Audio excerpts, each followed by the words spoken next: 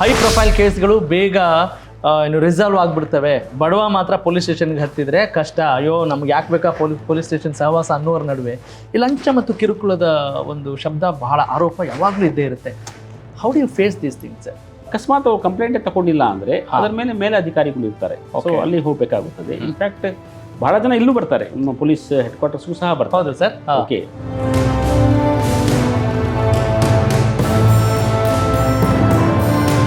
ಎಲ್ಲೋ ರಸ್ತೆ ಗುಂಡಿಗಳಿಂದ ಸಾವಿಗೀಡಾದಾಗ ಆ ಇಲಾಖೆಯಲ್ಲಿ ಕ್ರಮ ಕೈಗೊಳ್ಳೋದ್ರಲ್ಲಿ ಆ ವೇಗ ಮಿಸ್ ಆಗ್ತಿದೆ ಅನ್ನೋ ಒಂದು ಭಾವನೆ ಇದೆ. ರೋಡ್ ನಿರ್ವಹಣೆ ಏನಿದೆ ಅದು ಟ್ರಾಫಿಕ್ ಪೊಲೀಸ್ಗೆ ಬರೋದಿಲ್ಲ.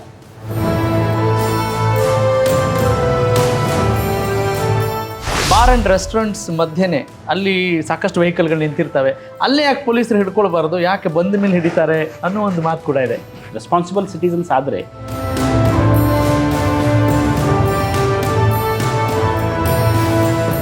ನೀವು ಅಧಿಕಾರ ವಹಿಸ್ಕೊಂಡಾಗಿಂದ ಕೂಡ ಜನಸ್ನೇಹಿ ಪೊಲೀಸರು ನಾವು ಆಗಬೇಕು, ಸಾರ್ವಜನಿಕರಿಗೆ ಸಹಕಾರ ಕೊಡಬೇಕು ಅಂತ ಕೂಡ ನೀವು ಖಡಕ್ ಆದೇಶ ಕೊಟ್ಟಿದ್ದೀರಿ. ಆ ಆದೇಶ ಪಾಲನೆ ಆಗದೇ ಇದ್ದಾಗ ಹೆಂಗೆ ಎಚ್ಚರಿಕೆ ಕೊಡ್ತೀರಾ ಅಂತ ನಾವು ಕೇಳ್ಬೋದು ನಿಮ್ಮನ್ನು. ಮನೆ ಮುಂದೆ ಅವರು ಟೆಲಿಫೋನ್ ನಂಬರು ಸಹ ಒಂದು ಅಂಟಿಸಿ ಬಂದಿದ್ದಾರೆ, ಪೊಲೀಸ್ ಅವರು ಸಬ್ ಇನ್ಸ್ಪೆಕ್ಟರ್ ನಂಬರು ಮತ್ತು ಆ ಬೀಟ್ ಕಾನ್ಸ್ಟೇಬಲ್ ಯಾರಿದೆ ಅವ್ರ ನಂಬರು ಸಹ ಏನಾದರೂ ಸಮಸ್ಯೆ ಇದ್ದಾಗ ದಯಮಾಡಿ ನೀವು ಕರೆ ಮಾಡಬಹುದು ಅಂತ. ಪಕ್ಕದಲ್ಲಿ ಯಾರು ಭಯೋತ್ಪಾದಕರು ಇರ್ತಾರೆ ಏನು ಅಂತ ಗೊತ್ತಿರಲ್ಲ, ಎಷ್ಟೋ ಜನ ವಲಸಿಗರು ಬರ್ತಾರೆ, ಅಕ್ರಮ ವಲಸಿಗರು ಇರ್ತಾರೆ. ಹಾಗಿದ್ದಾಗ ಯಾವ ರೀತಿ ಅವ್ರಿಗೆ ಕಿವಿ ಮಾತು ಹೇಳ್ಬೋದು ನೀವು? 1,40,00,000 ಜನ ಇದ್ದಾರೆ ಬೆಂಗಳೂರು ಸಿಟಿನಲ್ಲಿ. ಹೌದು. ಮತ್ತು ಇಡೀ ಸ್ಟೇಟಲ್ಲಿ 7 ಕೋಟಿ ಜನ ಇದ್ದಾರೆ. ಕರೆಕ್ಟ್. ಸೊ ಎಲ್ಲಾದರೂ ಬಂದು ಯಾರಾದರೂ ಬಂದು ನುಸುಳಿಗಾಗಿ ಇಲ್ಲಿ ಯಾರೋ ಬಂದು ಸೇರ್ಕೊಂಡ್ಬಿಟ್ರೆ ಅಟ್ಲೀಸ್ಟ್ ನಮಗೆ ಸ್ವಲ್ಪ ಮಾಹಿತಿ ಬೇಕಾಗುತ್ತದೆ. Okay,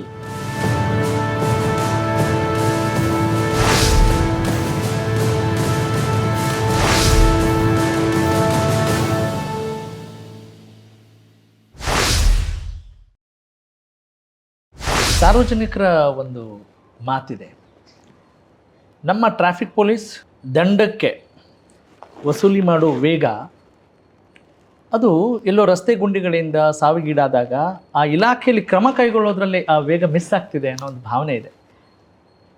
what you say for this? Well, road ನಿರ್ವಹಣೆ ಏನಿದೆ ಅದು ಟ್ರಾಫಿಕ್ ಪೊಲೀಸ್ಗೆ ಬರೋದಿಲ್ಲ. ಅದು BBMP ಕರೆಕ್ಟ್. BBMP, BDA ಮತ್ತು PWD ಏಜೆನ್ಸಿ ಇದೆ, ರೋಡ್ಸ್ ನಿರ್ವಹಣೆ ಅವ್ರು ಮಾಡ್ತಾರೆ. ಕರೆಕ್ಟ್.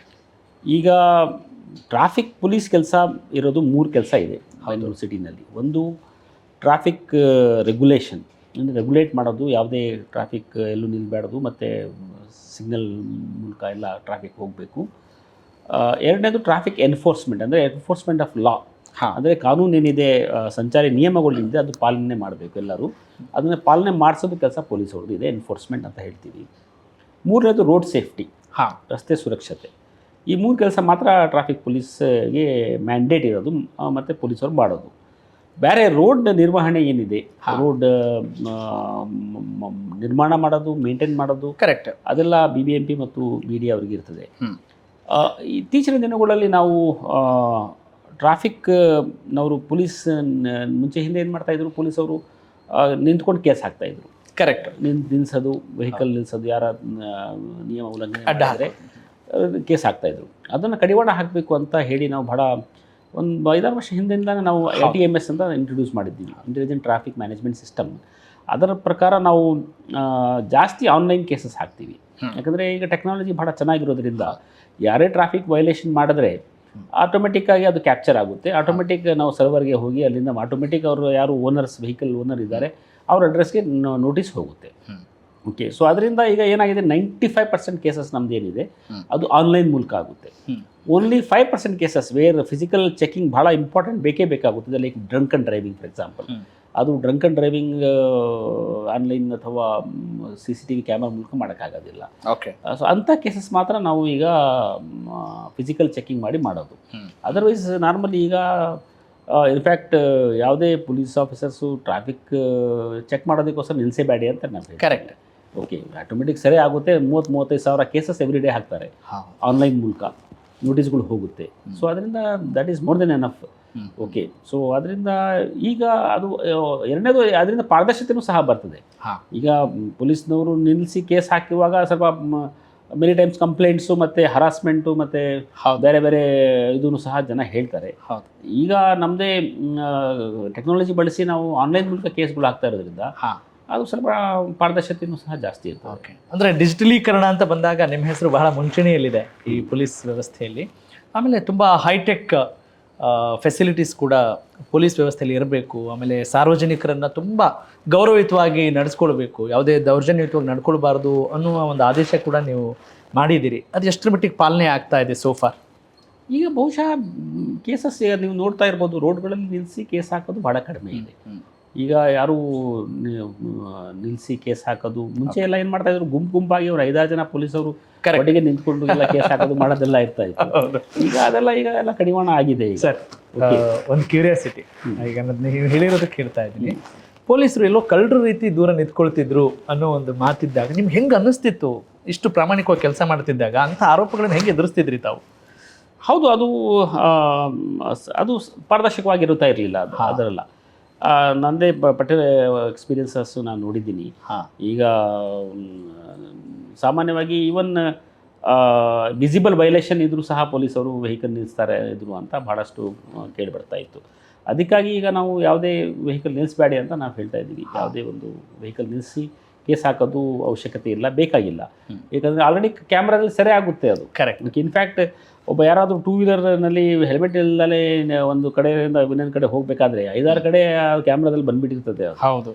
ಸೊ ಅದರಿಂದ 5-6 ಕೇಸು ಆಗ್ತದೆ. ಆ್ಯಕ್ಚುಲಿ ಒಂದು ಕೇಸ್ ಬದಲು 5-6 ಕೇಸ್ ಆಗುತ್ತೆ. ಕರೆಕ್ಟ್. ಸೊ ಅದರಿಂದ ಈಗ ಏನು ಪೊಲೀಸರು ನಿಲ್ಲಿಸಿ ಕೇಸ್ ಹಾಕುವಂತ ಏನು ಅವಶ್ಯಕತೆನೂ ಇಲ್ಲ, ಬೇಕು ಇಲ್ಲ. ಇಲ್ಲಿ ಈಗ ಅದ್ರ ಪ್ರಮಾಣ ಕಡಿಮೆ ಕೂಡ ಆಗಿದೆ ಅಂತ ನಾನು ಅನ್ಕೊಳ್ತೀನಿ. ಸರ್, ಇನ್ನೊಂದು ಕಾಮನ್ ಕ್ವೆಶ್ಚನ್ ಏನು ಅಂತ ಹೇಳಿದ್ರೆ, ಬಾರ್ ಅಂಡ್ ರೆಸ್ಟೋರೆಂಟ್ಸ್ ಮಧ್ಯೆನೆ ಅಲ್ಲಿ ಸಾಕಷ್ಟು ವೆಹಿಕಲ್ಗಳು ನಿಂತಿರ್ತವೆ, ಅಲ್ಲೇ ಯಾಕೆ ಪೊಲೀಸರು ಹಿಡ್ಕೊಳ್ಬಾರ್ದು, ಯಾಕೆ ಬಂದ ಮೇಲೆ ಹಿಡಿತಾರೆ ಅನ್ನೋ ಒಂದು ಮಾತು ಕೂಡ ಇದೆ. ಅದೂ ಸಹ ಈವನ್ ಇತ್ತೀಚಿನ ದಿನಗಳಲ್ಲಿ even drunk and driving checks ಸಹ ಕಡಿಮೆ ಇದೆ. ಓಕೆ, ಅಂತ ಜಾಸ್ತಿ ಚೆಕ್ಸ್ ಮಾಡ್ತಾ ಇಲ್ಲ ಈಗ. Okay. And more over only new year ಟೈಮಲ್ಲಿ ಸ್ವಲ್ಪ ನಮಗೆ, ಯಾಕಂದರೆ ಅವಾಗ ಸ್ವಲ್ಪ ಜಾಸ್ತಿ ಜನ ಕುಡಿದ ಅಮಾಲಿನಲ್ಲಿ ವೆಹಿಕಲ್ ಓಡಿಸ್ತಾ ಇದ್ರು. ಅದಕ್ಕಾಗಿ ನಾವು ಸ್ವಲ್ಪ ಜಾಸ್ತಿ ಅಲ್ಲಿ ಪ್ರಯತ್ನ ಮಾಡಿ ಕೇಸಸ್ ಹಾಕಿದ್ದೀವಿ. ಅದರ್ವೈಸ್ ಸಾಮಾನ್ಯವಾಗಿ ವೀಕೆಂಡ್ ಟೈಮಲ್ಲೂ ಕೂಡ ಬಹಳಷ್ಟು ಇತ್ತೀಚಿನ ದಿನಗಳಲ್ಲಿ ಸ್ವಲ್ಪ ಜಾಗೃತಿ ಆಗಿದೆ. ಇನ್ ದ ಸೆನ್ಸ್ ಸ್ವಲ್ಪ ಜನಗಳಲ್ಲಿ ಅವೇರ್ನೆಸ್ ಬಂದಿದೆ, ಕುಡಿದು ಡ್ರೈವಿಂಗ್ ಮಾಡಬಾರ್ದು ಅಂತ. ಸೊ ಅದರಿಂದ ಈಗ ಅಷ್ಟು ಏನು ಸ್ವಲ್ಪ ರೆಸ್ಪಾನ್ಸಿಬಲ್ ಸಿಟಿಸನ್ಸ್ ಆದರೆ, ನಾಗರಿಕರು ಸ್ವಲ್ಪ ಜವಾಬ್ದಾರಿಯುತವಾಗಿ ಈಗ ಗಾಡಿಗಳು ಓಡಿಸಿದ್ರೆ ಇಂಥ ಚೆಕ್ ಮಾಡೋಂಥ ಅವಶ್ಯಕತೆ ಏನೂ ಇರೋದಿಲ್ಲ. ನೀವು ಬೇರೆ ಫಾರಿನ್ ದೇಶಗಳನ್ನ ನೀವು ನೋಡಬಹುದು. ಹೌದು, ಯಾರು ಟ್ರಾಫಿಕ್ ಪೊಲೀಸರು ಎಲ್ಲೂ ಕಾಣಲ್ಲ, ಬೇಕು ಇಲ್ಲ ಅಲ್ಲಿ. ಓಕೆ, ಯಾಕಂದರೆ ಎಲ್ಲರೂ ಪಾಲನೆ ಮಾಡ್ತಾರೆ, ನಿಯಮಗಳು ಪಾಲನೆ ಮಾಡ್ತಾರೆ. ಯಾರನ್ನ ಉಲ್ಲಂಘನೆ ಮಾಡಿದ್ರು ಸಹ ಅದು ಕ್ಯಾಮ್ರಾದಲ್ಲಿ ಸರಿ ಆಗುತ್ತೆ. ಸೊ ಅದರಿಂದ ಅಂಥ ವಾತಾವರಣ ನಾವು ಬೆಂಗಳೂರಲ್ಲಿ ತರಬೇಕು. ಸರ್, ಈಗ ಸ್ಪೆಸಿಫಿಕ್ ಆಗಿ ಹೇಳೋದಾದರೆ, ನೀವು ಬಹಳಷ್ಟು ದೇಶಗಳನ್ನು ಕೂಡ ಸುತ್ತಾಡಿದ್ದೀರಿ, ಅದರಲ್ಲೂ ಟ್ರೈನಿಂಗಿಗೆ ಸಂಬಂಧಪಟ್ಟ ಹಾಗೆ ಕೂಡ ವಿದೇಶಗಳಲ್ಲಿ ನೀವು ತರಬೇತಿಯನ್ನು ಪಡೆದುಕೊಂಡಿದ್ದೀರಿ. ಅಲ್ಲಿ ಯಾವ ಅಂಶಗಳನ್ನು ನಾವು ಇಲ್ಲಿ ರೂಢಿಸ್ಕೊಳ್ಬೇಕು, ಹಿಂಗಿದ್ರೆ ಚೆನ್ನಾಗಿರುತ್ತೆ ಅಂತ ಹೇಳ್ಬೋದು ಅಂತೀರಿ?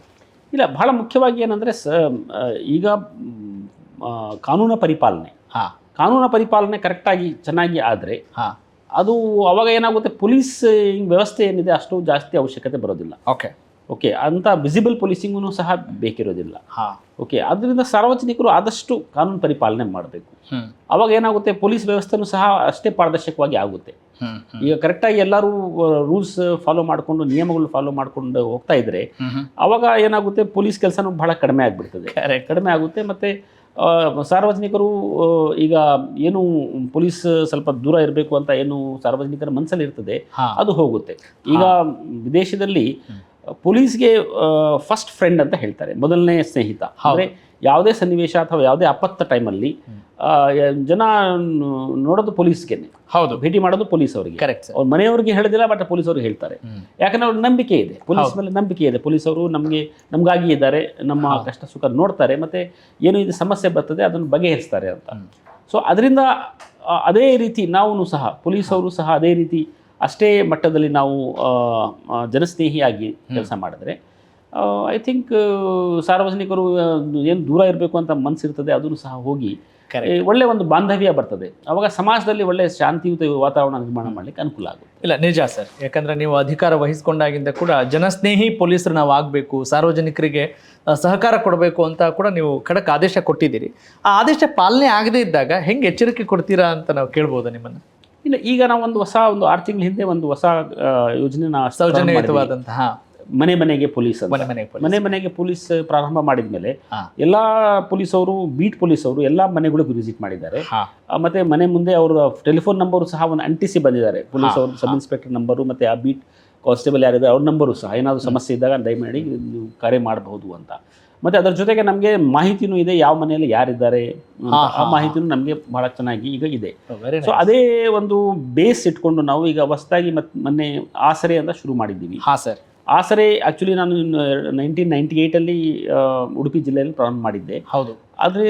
ಅದರ ಅಂಗವಾಗಿ ನಾವು ಯಾರು ವೃದ್ಧರು, ವಯಸ್ಸಾಗಿರೋರು, ಒಂಟಿಯಾಗಿ ಯಾರು ಇರ್ತಾರೆ ಅವರಿಗೆ ವಿಶೇಷ ರಕ್ಷಣೆ ಕೊಡಬೇಕು ಅಂತ ನಾವು ಅವಾಗ ಮಾಡಿದ್ದು. ಅದೇ ಈಗ ರಾಜ್ಯದಂತ ಮಾಡಿದ್ದೀವಿ ಈಗ ಆಸರೆ ಮೂಲಕ. ಆ ಯೋಜನೆಯಿಂದ ಎಲ್ಲ ನಮ್ಮ ಹತ್ರ ಈಗ ಮಾಹಿತಿ ಇದೆ. ಒಂಟಿಯಾಗಿರೋರು ಅಂದರೆ ವೃದ್ಧರು ಒಂಟಿಯಾಗಿರೋ, ಯಾಕಂದರೆ ತುಂಬ ವಲ್ನರಬಲ್ ಇರ್ತಾರೆ ಅವರು. ಕರೆಕ್ಟ್. ಯಾಕಂದರೆ ಅವ್ರಿಗೆ ಅಷ್ಟು ಶಕ್ತಿ ಇರೋದಿಲ್ಲ. ಕರೆಕ್ಟ್. ಯಾರಾದರೂ ಬಂದು ಒಡೆದು ಅಥವಾ ದೋಚ್ಕೊಂಡು ಹೋಗ್ಬೋದು ಅಥವಾ ದರೋಡೆ ಮಾಡಬಹುದು ಅಂಥ ಮನೆಗಳು ಏನಿದೆ ಅದನ್ನು ನಾವು ಐಡೆಂಟಿಫೈ ಮಾಡಿ ವಿಶೇಷ ರಕ್ಷಣೆ ಕೊಡಬೇಕು ಅವರಿಗೆ. ಜೊತೆಗೆ ಅವ್ರದ್ದು ಸ್ವಲ್ಪ ಏನಾದರೂ ಈಗ ಗೌರ್ಮೆಂಟ್ ಆಫೀಸಲ್ಲಿ ಏನಾದರೂ ಕೆಲಸಗಳು ಇರ್ತದೆ ಅಥವಾ ಮಾಡ್ತಾರೆ ಅದು ಸಹ ಮಾಡ್ಕೊಟ್ಬಿಡ್ಬೇಕು ಅಂತ ನಾವು ಪ್ರಯತ್ನ ಮಾಡ್ತಾ ಇದ್ದೀವಿ. ಸೊ ದಟ್ ನಾವು ಅಟ್ಲೀಸ್ಟ್ ಆ ಯಾರು ವೃದ್ಧರು ಒಂಟಿಯಾಗಿ ಇದ್ದಾರೆ ಅವ್ರಿಗೆ ಒಳ್ಳೆಯ ಸುರಕ್ಷಿತ ವಾತಾವರಣವನ್ನು ನಾವು ಕೊಡಬೇಕು. Okay, fine sir. ಈ ಆಸರೆಗೆ ಸಂಬಂಧಪಟ್ಟ ಹಾಗೆ ಕುಡ್ ಯು ಕಮ್ ಅಗೇನ್, ಈಗ ನಮ್ಮ ಜನ ಏನು ಮಾಡಬೇಕು ಆ ವಿಚಾರಕ್ಕೆ ಸಂಬಂಧಪಟ್ಟ ಹಾಗೆ, what action they have to be taken? ಈಗ ಅದರ ಬಗ್ಗೆ ಯಾರಾದರೂ ಇದರ ಒಂಟಿಯಾಗಿ, ಈಗ ಏನಾಗುತ್ತೆ ಬಹಳ ಜನ ವೃದ್ಧ ದಂಪತಿಗಳು ಒಂಟಿಯಾಗಿ ಇರ್ತಾರೆ. ಯಾಕಂದರೆ ಅವ್ರ ಮಕ್ಕಳು ಬೇರೆ ಬೇರೆ ದೇಶಗಳಿಗೆ ಕೆಲಸಕ್ಕೆ ಹೋಗಿರ್ತಾರೆ ಅಥವಾ ಬೇರೆ ಬೇರೆ ಕಡೆ ಕೆಲಸಕ್ಕೆ ಹೋಗಿರ್ತಾರೆ. ಅವ್ರು ಒಂಟಿಗೆ ಮಾತ್ರ ಇರ್ತಾರೆ. ಸೊ ಅದರಿಂದ ಏನಾಗುತ್ತೆ, ಅವರು ನಮ್ಮ ಪೊಲೀಸ್ ಸ್ಟೇಷನ್ಗೆ ತಮ್ಮ ಡೀಟೇಲ್ಸ್ ಕೊಟ್ಟರೆ ಈ ಥರ ನಾವು ಒಂಟಿಯಾಗಿದ್ದೀವಿ, ಇಲ್ಲಿ ನಮಗೆ ವಿಶೇಷ ರಕ್ಷಣೆ ಅವಶ್ಯಕತೆ ಇದೆ ಅಂತ ಅವ್ರಿಗೆ ನೋಂದಾಯಿಸ್ಕೊಳ್ತಾರೆ. ನಮ್ಮ ಪೊಲೀಸರು ನೋಂದಾಯಿಸ್ಕೊಂಡು ಅಲ್ಲಿ ಏನು ಬೀಟ್ ಆ ಪೊಲೀಸ್ ಯಾರು ಇರ್ತಾರೆ ಅವ್ರು ವಾರಕ್ಕೊಮ್ಮೆ ಭೇಟಿ ಮಾಡ್ತಾರೆ. ಅವ್ರಿಗೆ ವಾರಕ್ಕೊಮ್ಮೆ ಭೇಟಿ ಮಾಡ್ತಾರೆ. ಮತ್ತು ಅಲ್ಲಿ ನಾರ್ಮಲ್ ಪಾಯಿಂಟ್ ಬುಕ್ ಇದ್ದೇ ಇರ್ತದೆ. ಜೊತೆಗೆ ವಾರಕ್ಕೊಮ್ಮೆ ಭೇಟಿ ಮಾಡಿ ಅವ್ರದ್ದು ಏನಾದ್ರು ಸಮಸ್ಯೆಗಳಿದ್ರೆ ಬೇರೆ ಪೊಲೀಸ್ ಯಾವ ಸಹಾಯವನ್ನ ಪೊಲೀಸರಿಂದ ನಿರೀಕ್ಷೆ ಮಾಡಬಹುದು ಆಶ್ರಯ ಮೂಲಕ ಈಗ ಒಂದು ರಕ್ಷಣೆ ಕೊಡುವ ಸರ್. ಎವ್ರಿ ಡೇ ಪಾಯಿಂಟ್ ಬುಕ್ಕಲ್ಲಿ ಅವ್ರದ್ದು ಸಿಗ್ನೇಚರ್ ಆಗುತ್ತೆ, ಅಟೆಂಡೆನ್ಸ್ ಆಗುತ್ತೆ ಮನೆ ಮುಂದೆ. ಎರಡನೇದು, ಅಕಸ್ಮಾತ್ ಅವ್ರಿಗೆ ಏನಾದರೂ ಹಾಸ್ಪಿಟಲ್ ಅಥವಾ ಬೇರೆ ಕಡೆ ಎಲ್ಲಾದರೂ ಹೋಗಬೇಕಾದಂಥ ಸನ್ನಿವೇಶ ಏನಾದರೂ ಬಂದರೆ ಅವ್ರಿಗೆ ಇಮಿಡಿಯೇಟ್ಲಿ ಪೊಲೀಸ್ ಅವ್ರಿಗೆ ನೆರವು ಕೊಡ್ತಾರೆ. ಮತ್ತು ಏನಾದರೂ ಅವರಿಗೆ ಗೌರ್ಮೆಂಟ್ ಆಫೀಸ್ಗಳಲ್ಲಿ ಬೇರೆ ಏನಾದರೂ ಕೆಲಸ ಇದ್ದರೆ ಅಥವಾ ಇವನ್ ಬಿಲ್ಸ್ ಪೇಮೆಂಟ್ಸ್ ಇರ್ತದೆ, ಅದೆಲ್ಲ ಮೆನಿ ಟೈಮ್ಸ್ ಯೂಸ್ ಮಾಡೋಕ್ಕೆ ಬರಲ್ಲ ಫೋನ್ಗಳು. ಓಕೆ, ಅದನ್ನು ಸಹ ಅದರಲ್ಲಿ ಆನ್ಲೈನ್ ಪೇಮೆಂಟ್ಸ್ ಮಾಡುವಂಥ ಕೆಲಸಗಳಾಗಲಿ ಅದೆಲ್ಲ ಪೊಲೀಸ್ ಮಾಡಿಕೊಡ್ತಾರೆ. ಇದು ಬಹಳ ಶುಭ ಸುದ್ದಿ ಸರ್. ಇದು ಬಹಳ ಒಳ್ಳೆ ಕೆಲಸ ಮಾಡ್ತಾ ಇದ್ದೀರಿ. ನಿಜಕ್ಕೂ ಇದು ಸದುಪಯೋಗ ಆಗಬೇಕು ಅಂತ ನಾವು ಕೇಳ್ಕೊಳ್ತೀವಿ. ಇನ್ಫ್ಯಾಕ್ಟ್ ಈಗ ನಾವು challenges you are facing right now? ಹೌದು, ಸ್ವಲ್ಪ ಚಾಲೆಂಜಸ್ ಇದೆ, ಇಲ್ಲ ಅಂತ ಇಲ್ಲ. ಬೇಕಂದರೆ ಮೆನಿ ಟೈಮ್ಸ್ ಏನಾಗುತ್ತೆ, ನಮಗೆ ಅಷ್ಟೊಂದು ಮಾಹಿತಿ ಬರೋದಿಲ್ಲ ಎಲ್ಲಿದ್ದಾರೆ ಈ ಥರ ಜನ ಒಂಟಿಯಾಗಿರೋರು ಅಂತ. ಅದು ಸ್ವಲ್ಪ ನಮಗೆ ಮೆನಿ ಟೈಮ್ಸ್ ಗೊತ್ತಾಗೋದಿಲ್ಲ. ಅಂತ ಅಪರಾಧಗಳು ಆದಮೇಲೆ ಗೊತ್ತಾಗ್ಬಿಡ್ತದೆ. ಓಕೆ, ಯಾರಾದರೂ ದರೋಡೆ ಅಥವಾ ಮಾಡಿಬಿಟ್ಟ ಮೇಲೆ ಅಥವಾ ಕೊಲೆ ಆಗಿದ್ರ ಮೇಲೆ ನಮಗೆ ಆಮೇಲೆ ಗೊತ್ತಾಗುತ್ತೆ. ಸೊ ಅದರಿಂದ ಸ್ವಲ್ಪ ಮುಂಚಿತವಾಗಿ ನಮಗೆಲ್ಲ ಯಾರಿದ್ದಾರೆ ಅಂತ ಗೊತ್ತಾದರೆ, ಈಗ ಫಾರ್ ಎಕ್ಸಾಂಪಲ್ ದುಬೈನಲ್ಲಿ ಎಂಥ ಸಿಸ್ಟಮ್ಸ್ ಹೆಂಗಿದೆ ಅಂದರೆ, ದುಬೈ ಕಂಟ್ರೋಲ್ ರೂಮ್ಗೆ ಸಿಟಿನಲ್ಲಿ ಎಷ್ಟು ಜನ ಹಾರ್ಟ್ ಪೇಷಂಟ್ಗಳಿದ್ದಾರೆ ಅದು ಮಾಹಿತಿ ಇದೆ. ಓಕೆ, ಅಷ್ಟು ಮಾಹಿತಿ ಅಕ್ಯುರಸಿ ಇದೆ. ಏನಾದರೂ ಒಂದು SOS ಕಾಲ್ ಬಂದಾಗ 6 ಹೆಲಿಕಾಪ್ಟರ್ ಇದೆ ಅವ್ರ ಹತ್ರ.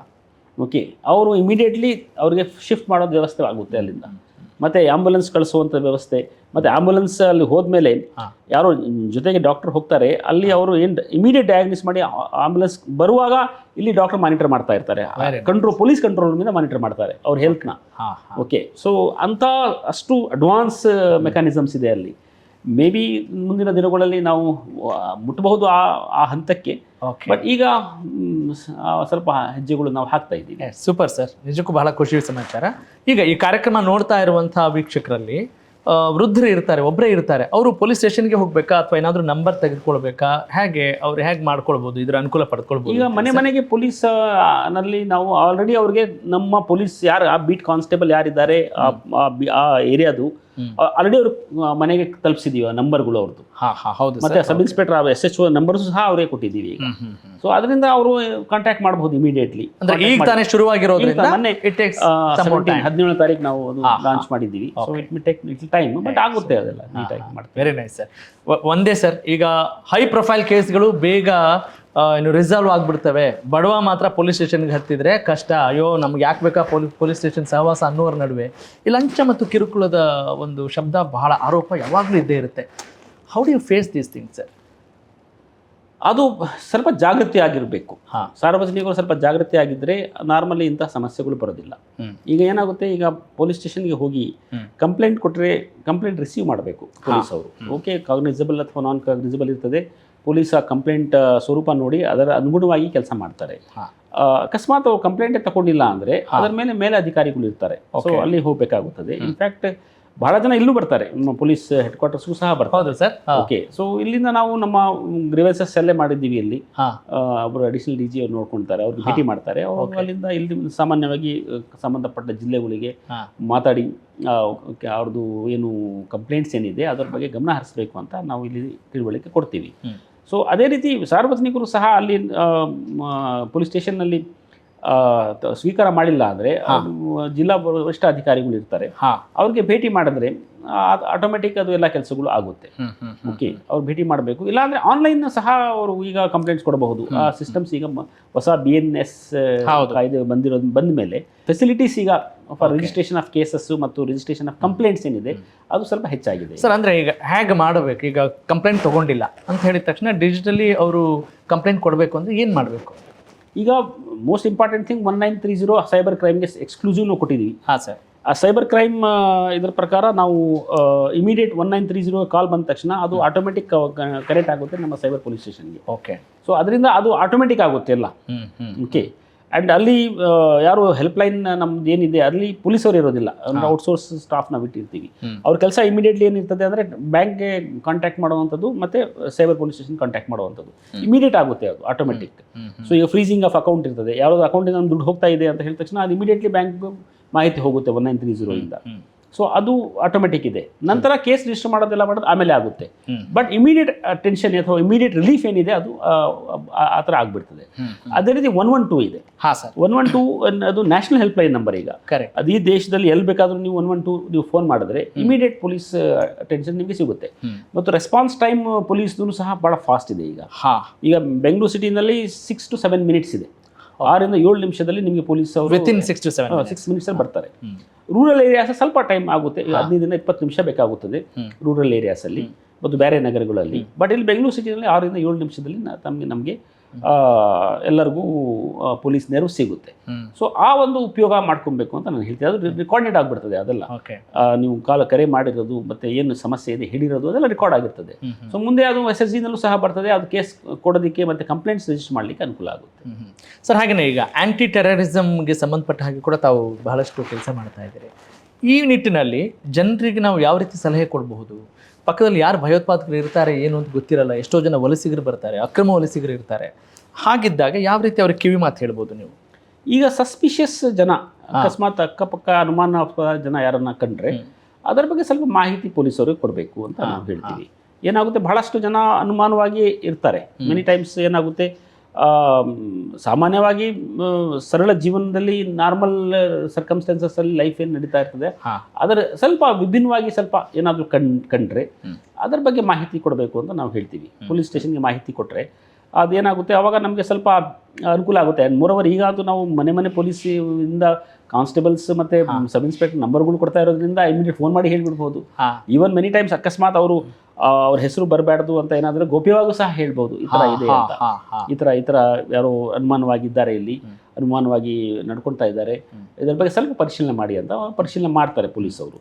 ಸೊ ಅದು ಬಹಳ ಇಂಪಾರ್ಟೆಂಟ್. ಅದು ಯಾಕಂದರೆ ಮಾಹಿತಿ ಸಾರ್ವಜನಿಕರಿಂದ ಬರಬೇಕಾಗುತ್ತದೆ. ಯಾಕಂದರೆ 1,40,00,000 ಜನ ಇದ್ದಾರೆ ಬೆಂಗಳೂರು ಸಿಟಿನಲ್ಲಿ, ಮತ್ತು ಇಡೀ ಸ್ಟೇಟಲ್ಲಿ 7 ಕೋಟಿ ಜನ ಇದ್ದಾರೆ. ಕರೆಕ್ಟ್. ಸೊ ಯಾರಾದರೂ ಬಂದು ನುಸುಳಿಗಾಗಿ ಇಲ್ಲಿ ಯಾರೋ ಬಂದು ಸೇರ್ಕೊಂಡ್ಬಿಟ್ರೆ ಅಟ್ಲೀಸ್ಟ್ ನಮಗೆ ಸ್ವಲ್ಪ ಮಾಹಿತಿ ಬೇಕಾಗುತ್ತದೆ. ಓಕೆ, ಅದು ಮತ್ತು ಕಮ್ಯುನಿಟೀಸಲ್ಲೂ ಸಹ ಬಹಳ ಜನ ಏನಾಗುತ್ತೆ, ರ್ಯಾಡಿಕಲೈಸ್ ಆಗಿಬಿಡ್ತಾರೆ. ಕರೆಕ್ಟ್. ಓಕೆ, ಇಲ್ಲಿ ಜನನೇ ಸ್ವಲ್ಪ ರ್ಯಾಡಿಕಲೈಸ್ ಆಗ್ತಾರೆ. ಆ ರ್ಯಾಡಿಕಲೈಸೇಷನಲ್ಲಿ ಅವ್ರ ಬಿಹೇವಿಯರ್ ಚೇಂಜ್ ಆಗ್ತಾ ಇರ್ತದೆ. ಅದರ ಬಗ್ಗೆ ಸ್ವಲ್ಪ ಅನುಮಾನ ಬರ್ತದೆ. ಓಕೆ, ಏನು ಈಗ ಸಡನ್ಲಿ ಏನು ಈ ಥರ ಬದಲಾವಣೆ ಆಗ್ತಾ ಇದ್ದಾನಲ್ಲ, ಏನಾಗ್ತಾ ಇದೆ ಅಂತ ಅದರ ಬಗ್ಗೆ ಸ್ವಲ್ಪ ಮಾಹಿತಿ ಕೊಡಬೇಕಾಗುತ್ತದೆ. ಮತ್ತು ಹೊರದೇಶದಿಂದ ಯಾರು ಇಲ್ಲಿ ಇಲ್ಲಿಗಲ್ ಇಮಿಗ್ರೆಂಟ್ಸ್ ಯಾರು ಬರ್ತಾರೆ ಇಲ್ಲಿ, ಅವರು ಸಹ ಚಲನವಲನ ವಿಭಿನ್ನವಾಗಿರ್ತದೆ, ಬೇರೆ ಥರನೇ ಇರ್ತದೆ. ಅದ್ರ ಬಗ್ಗೆ ಆ ಮಾಹಿತಿ ಬಹಳ ಸುಲಭವಾಗಿ ಕೊಡಬಹುದು, ಈಸಿಯಾಗಿ ಕೊಡಬಹುದು. ನಿಮ್ಮ ಓವರ್ ಆಲ್ ಕನ್ವರ್ಸೇಷನ್ ಅಲ್ಲಿ ನಾವು ಗಮನಿಸಿದ್ದು precaution is better than cure ಅನ್ನೋದನ್ನು ನಾನು ಅರ್ಥ ಮಾಡ್ಕೊಳ್ತಿದ್ದೀನಿ. It is a take away lesson ಅಂತ.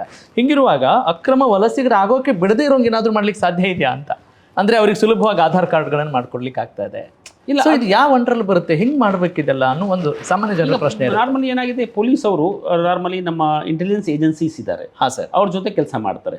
ಇಂಟೆಲಿಜೆನ್ಸ್ ಏಜೆನ್ಸೀಸ್ ಇದೆ, ನಮ್ಮ ಕೇಂದ್ರೀಯ ಇಂಟೆಲಿಜೆನ್ಸ್ ಏಜೆನ್ಸಿ ಇದೆ, ಮತ್ತು ನಮ್ಮ ಸ್ಟೇಟ್ ಇಂಟೆಲಿಜೆನ್ಸು ಸಹ ಇದೆ, ಮತ್ತು ನಮ್ಮ FRR ಅಂತ ಹೇಳ್ತೀವಿ ನಾವು, ಫಾರಿನರ್ಸ್ ರಿಜಿಸ್ಟ್ರೇಷನ್ ಆಫೀಸರ್, ಅದನ್ನು ಕ್ಲೋಸ್ ಕೋಆರ್ಡಿನೇಷನಲ್ಲಿ ನಾವು ಕೆಲಸ ಮಾಡ್ತೀವಿ. ಆ್ಯಂಡ್ ಅದರಿಂದ ನಾವು ಪತ್ತೆ ಹಚ್ಚಿ ಅವರಿಗೆಲ್ಲ ಡೆಪ್ಯುಟೇಷನ್ ಮಾಡೋದಕ್ಕೆ ವ್ಯವಸ್ಥೆ ಆಗುತ್ತೆ.